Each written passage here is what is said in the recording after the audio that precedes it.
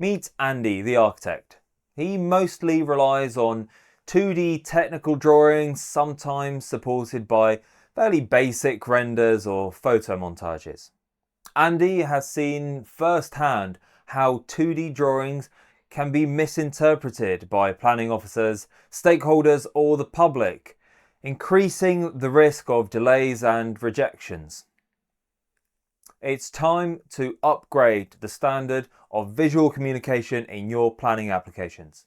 The technology is here, making it easier for planning authorities to assess proposals, make faster decisions, and fully appreciate your vision. In practice, we'll start by reviewing Andy's current design materials, transforming his 2D drawings into interactive 3D models.